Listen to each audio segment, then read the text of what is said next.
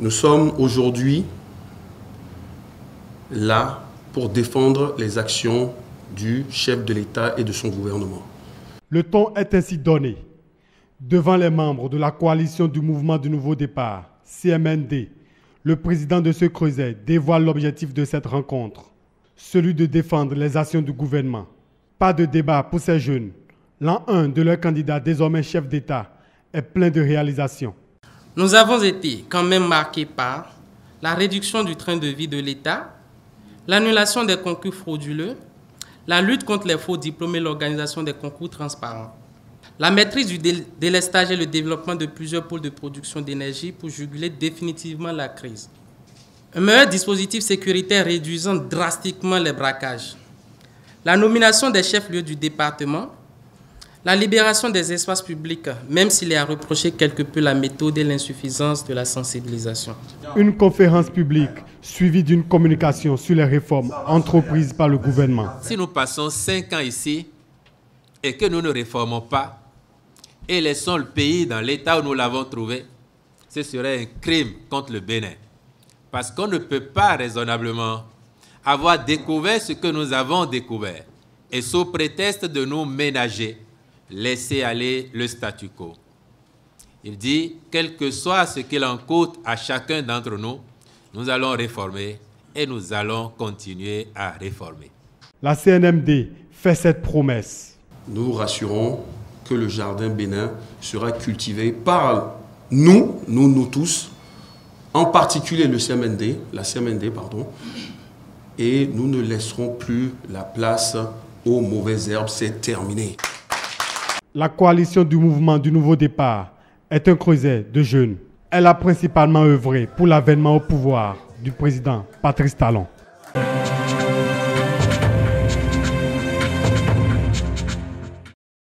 Le vote effectué par notre député, je veux bien parler de l'honorable Afo Ahmed Tidjani de la 14e circonscription électorale, est contraire à la consigne de vote donnée par notre alliance.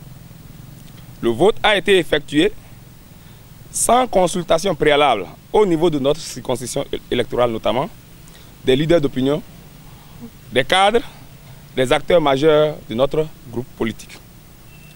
Face à cette situation, nous, militants de l'Alliance ABT de la 14e circonscription électorale,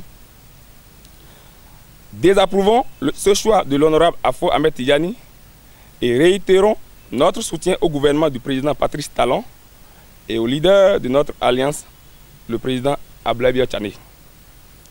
Regrettons le rejet de la recevabilité qui n'offre pas l'opportunité au peuple de prendre connaissance du contenu réel du projet de révision de la Constitution. Félicitons par ailleurs l'honorable Wallis Zoumarou, député ABT de la 13e circonscription électorale, pour avoir respecté la consigne de vote de l'Alliance.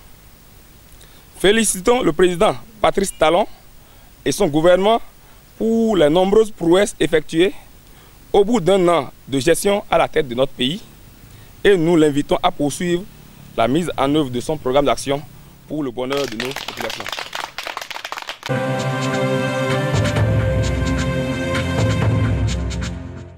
Le coton au Bénin aujourd'hui, de toute façon, c'est évident. Il suffit de prendre les routes qui traversent les régions où il y a des usines d'égrenage pour constater que le coton béninois est de retour.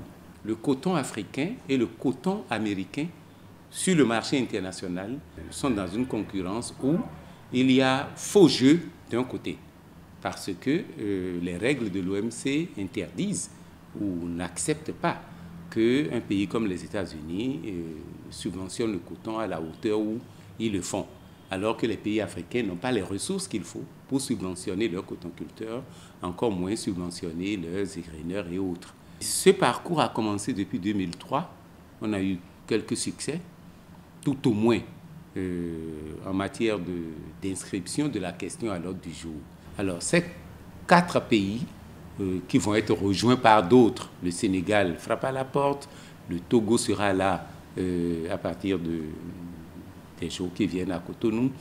L'ensemble de ces pays souhaiteraient que leur voix, disons, coordonnée, cumulée, soit mieux entendue à Buenos Aires pour la 11e session en décembre prochain. Et la session de Cotonou nous permettra d'affiner nos arguments, de mieux harmoniser nos points de vue, de faire en sorte que notre stratégie pour Buenos Aires soit une stratégie entendue, disons, mieux fignolée. Mon appel serait de dire bienvenue à tous ceux qui seront là. Cotonou sera très animé cette semaine. L'activité liée au coton n'est pas une activité populaire, mais notre petite niche qu'on a trouvée quelque part au bord de la mer pour parler du coton et pour faire la foire nous permettrait d'avoir de très bons résultats. Et je crois que les Béninois, ça ne se dit plus. C'est une terre hospitalière.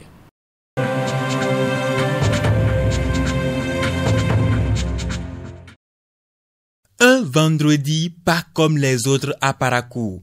L'ensemble des nouveaux marchés et autres sites réservés aux grands chantiers de construction de la ville reçoivent la visite d'une délégation du ministère du Cadre de Vie. Nous avons pu obtenir l'ensemble des dossiers techniques sur les projets en ce qui concerne les marchés, les questions de gestion des ordures ménagères, les questions de traitement des eaux usées de construction de logements, en ce qui concerne la libération du domaine public, en termes de relogement des marchands et des commerçantes.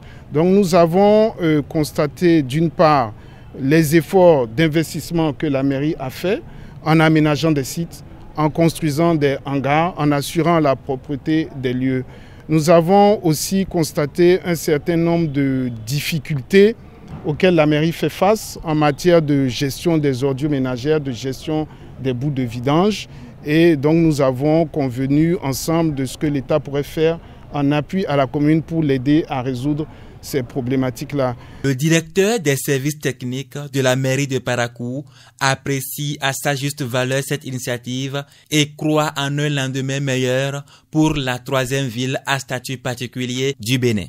Le ministère ne s'est pas enfermé, disons, dans son bureau pour dire voilà ce dont Parakou a besoin, mais est venu à Parakou avec des sorties concrètes sur des actions concrètes de la ville que la ville entend mener au niveau et pour lesquelles elle attend l'accompagnement des ministères. De tels types de gouvernance ne nous conduira jamais à des éléphants blancs.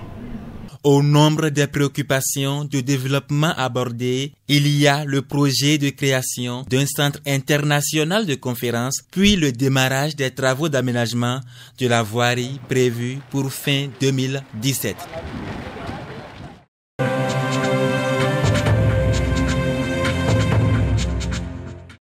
Et on a fait le RE, on a fait R+1, R+2. Et aujourd'hui, on est en train de couler la dalle de R+3. J'étais en bas en train de vérifier la dosage des bétonniers. Et les ouvriers m'ont appelé en haut de monter. En montant en haut, j'ai attendu un cri de tonnerre. C'est le cri de tonnerre là, j'ai attendu et j'ai vu que le bâtiment s'est fendu en même temps. Les ouvriers ont commencé par tomber en même temps au fur et à mesure. La situation des ouvriers, il y a certains ouvriers qui sont blessés, ils sont à l'hôpital. Mais il y a mon second, le chef maçon, on ne l'a pas vu d'abord. Parce qu'il m'avait dit que lui veut monter en haut. On est en train d'appeler son numéro. Ça sonne, mais personne ne décroche pas. On a l'architecte, on a les techniciens. Et ils nous contrôlent toujours. Des mémoires d'hommes, je crois que vu la solidité de notre sol, nous n'avons jamais vu ça. Effectivement, le bâtiment, c'est un bâtiment R+3 et en construction. Et vraiment, la version que j'ai eue, que je peux vous traduire directement ici, est que ils m'ont dit qu'ils ont entendu 2 détonations. Vous voyez, donc c'est après 2 détonations que le bâtiment s'est effondré. Donc la procédure sera cachée. Je me garde vraiment de dire que c'est ci ou c'est ça. Mais ce qui est sûr, tout le monde sait qu'un bâtiment est plus en construction, et même si ça peut s'effondrer, pas totalement comme ça, tel que vous l'avez vu. Bon, en réalité, il y avait 15 manœuvres. Actuellement, il y a un maçon que nous sommes en train de chercher, le chef maçon. C'est le seul que nous n'avons pas encore vu.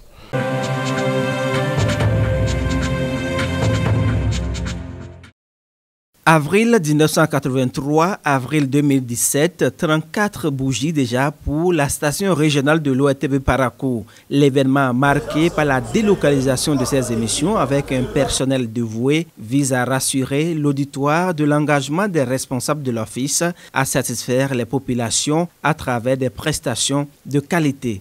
Cette opportunité que nous offrons prioritairement aux opérateurs économiques de la région pour placer leurs produits à des tarifs promotionnels se présente également à nos auditeurs et auditrices comme une occasion de pouvoir échanger avec nos journalistes qui travailleront de concert avec leurs confrères de Djougou durant ces 3 jours.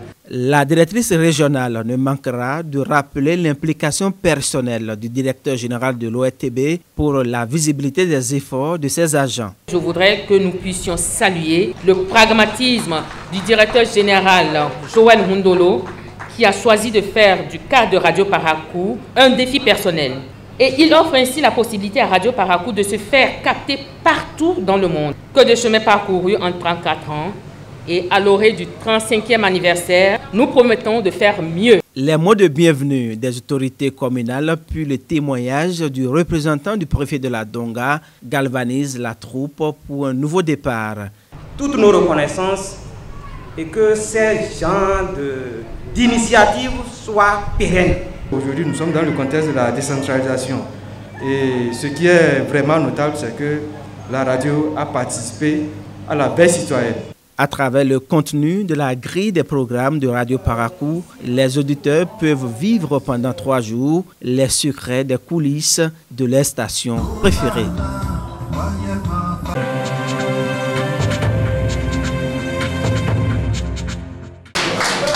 Les efforts du député René Bagoudou dans les actions sociales et culturelles reconnues par l'ONG Promo Art, Culture et Sport. Ses œuvres et son engagement à être toujours à l'écoute de ses proches impressionnent plus d'un, dont l'ONG Promo Art, Culture et Sport. La couleur verte, c'est au niveau national. Ça veut dire que cet acteur a œuvré sur le plan national. Parce que l'autre fois, nous étions venus à Banikwara, nous avons distingué le maire de Banikwara. Je crois que le maire a œuvré sur le plan départemental, l'honorant sur le plan national. Une distinction nationale que l'heureux du jour reçoit avec émotion et humilité. Les mots me manquent pour exprimer toute mon émotion et les sentiments qui m'animent en ce moment suite à la distinction que vous m'accordez. J'ai été surpris lorsque vous m'avez fait appel pour me dire que vous m'avez remarqué dans les bonnes œuvres que vous devez me faire une distinction. À travers votre geste, c'est un message fort que vous m'adressez et je prends acte pour en faire davantage. Vous me demandez de préserver, vous m'encouragez à mieux faire et à aller loin. Acteur politique et député à l'Assemblée nationale 7e législature, René Bagoudou est désigné comme membre à la Haute Cour de justice par ses pairs.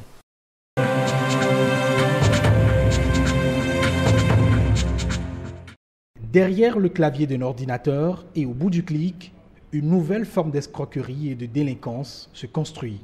La cyberdélinquance s'adapte à l'ère du temps, mais surtout à l'ingéniosité de ses acteurs. La forme que nous connaissons le plus au Bénin, c'est la forme des infractions liées au matériel informatique, donc commises au travers des matériels informatiques. C'est surtout la forme qu'on désigne par le 419. Et actuellement, la tendance, c'est beaucoup plus dans les magasins, dans les boutiques. Il n'est pas rare de voir des magasins de vente de téléphones portables, de vente d'ordinateurs, même des quincailleries, des supermarchés où on vend peut-être des effets vestimentaires. Et dans le bureau, en tout cas, vu de l'extérieur, vous avez une bonne exposition de ces marchandises. Mais dans le bureau du promoteur ou du PDG, c'est les activités de cybercriminalité qui s'y développent. Le phénomène est malheureusement loin de regresser au Bénin. Le pays se classe 3e en Afrique de l'Ouest, derrière la Côte d'Ivoire et le traditionnel tête de peloton, le Nigeria. Pour le compte du premier trimestre de l'année 2017, les chiffres sont évocateurs. 98 cas d'attaques subies par des individus, 73 suspects arrêtés, avec un préjudice de plus de 410 millions de francs CFA. Les attaques subies par les institutions financières s'évaluent, elles, à plus de 200 millions de francs CFA. L'un des modes opératoires les plus en vue reste le chantage à la webcam. Le chantage à la webcam est venu en tête avec 19 cas. 19 cas, et sur ces 19 cas, nous avons appréhendé 13 personnes. Et le préjudice, rien que en ce qui concerne ces cas de chantage, s'élève à plus de 21 millions de francs CFA. Nous avons les cas d'escroquerie à la téléphonie mobile. Cas d'escroquerie à la téléphonie mobile, ce sont des cas où le délinquant paye des cartes SIM qu'il active via roaming, vous appelle de Cotonou, mais vous fait croire qu'il est en train de vous contacter depuis la France. Alors, dans cette forme d'escroquerie, nous avons enregistré au cours de ce trimestre écoulé 13 cas. Nous avons pu appréhender 3 personnes et le préjudice à ce niveau est au-delà de 54 millions de francs CFA. Les chiffres sont effarants. Les manques à gagner pour le pays sont importants. Ce n'est pas une bonne activité parce que ça a un impact négatif sur les relations qu'on peut avoir avec l'extérieur, notamment sur le plan économique. Parce que si quelqu'un vient, il a des risques de se faire arnaquer, de se faire pirater, et ainsi de suite. Il sera peu enclin à vouloir investir, à vouloir s'installer ici. Vous savez, le Bénin est pratiquement aujourd'hui mis sur la ligne rouge en termes de vente en ligne. Quand votre nom est entaché sur le net, il est difficile alors parce que vos cartes de crédit ne sont pas crédibles. Et aujourd'hui, le business est devenu du e-business. Mais compte tenu du fait que le pays est totalement mis sur carte rouge, on a du mal aujourd'hui à faire du business avec l'extérieur. L'Office central de répression de la cybercriminalité au Bénin se bat tant bien que mal pour se donner les moyens de sa mission en vue d'inverser la donne. Pour pouvoir lutter contre une telle catégorie d'infractions, il nous faut des équipements de pointe, des équipements sophistiqués. À ce niveau, j'avoue que nous sommes encore à la traîne. Tout ce que j'ai pu vous produire, vous montrer comme résultat, ne se repose que sur la détermination de mon personnel et moi-même. Le phénomène de la cyberdélinquance prend des allures inquiétantes. Les citoyens peuvent se prémunir et éviter le piège des escrocs, avertissent les spécialistes. Il y a aussi bien la défense via les outils, les techniques qui existent, mais il y a également une certaine hygiène. Il ne faut pas tout mettre.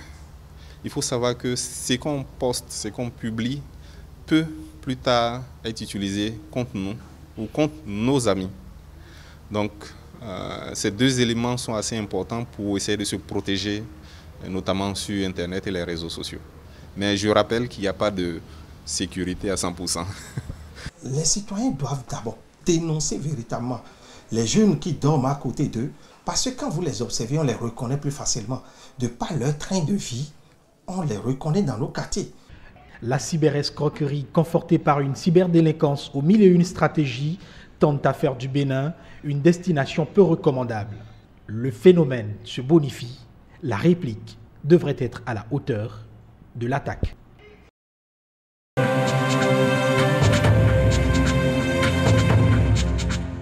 Le wok, c'est la pâte. Et tout Africain aime manger la pâte. Surtout Ezekiel, gagnant du concours Woman 2017. 16 bols de wok ingérés en 10 minutes.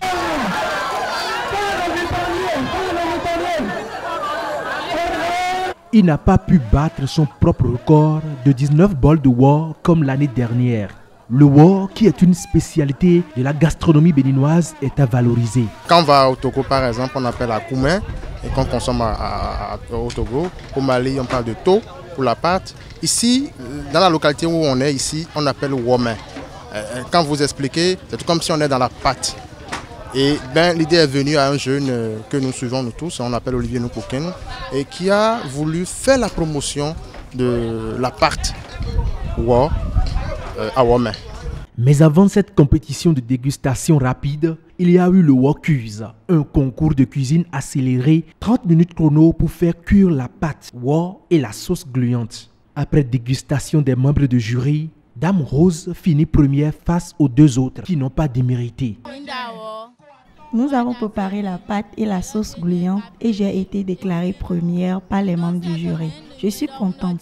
Je lance un appel aux filles d'apprendre auprès de leur mère afin de participer à ce concours l'année prochaine.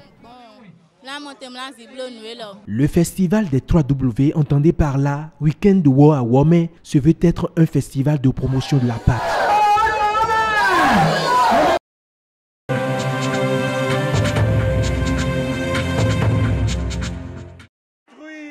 Jean-Luc Mélenchon de l'extrême gauche a promis d'être une personne sûre. Il a appelé pour que la France abandonne l'euro et a promis d'augmenter massivement les dépenses publiques. Marine Le Pen de l'extrême droite, en tête des sondages pour le premier tour avec le centriste Emmanuel Macron, est revenue sur les thèmes centraux de son parti, l'immigration et l'islam, samedi pour essayer de mobiliser la base de son élection. Merci à vous. Dimanche prochain, les Français iront aux urnes dans ce qui est l'élection la plus imprévisible depuis la Seconde Guerre mondiale. Si personne ne remporte la majorité, les deux candidats qui auront collecté le plus de voix seront au second tour 2 semaines après. Certains Français ne sont pas encore décidés, tandis que d'autres appellent à l'action et au changement. Qu'ils soient de gauche ou de droite, c'est tous les mêmes. C'est des arrivistes et ils sont là pour aller au pouvoir et c'est tout. Là encore, à l'heure actuelle, non, je suis indécis, mais soit pour les petits, pour qu'ils se fassent rembourser, parce que bon, c'est très bien que la majorité des gens suivent ce que la télé leur dise, donc, ou alors le vote utile vers Mélenchon pour pencher vers la gauche, pour pas que ça aille non plus vers l'extrême droite. C'est facile de faire des promesses, mais il faut des actes. Les gens, ce qu'ils veulent, c'est que c'est des actes, c'est passer, comment dire ça, c'est pas le tout de leur faire des promesses et puis après une fois qu'ils sont élus, ils les ont oubliés ou voilà. Aujourd'hui il faut qu'il y ait du changement, qu'il y ait des améliorations, chose qu'il y aura si Marine elle passe, elle est élue. Et puis moi je discute beaucoup avec du monde qui me disent tous que maintenant ils votent pour le Front National, ils ont voté les autres, la gauche, la droite, c'est le même parti.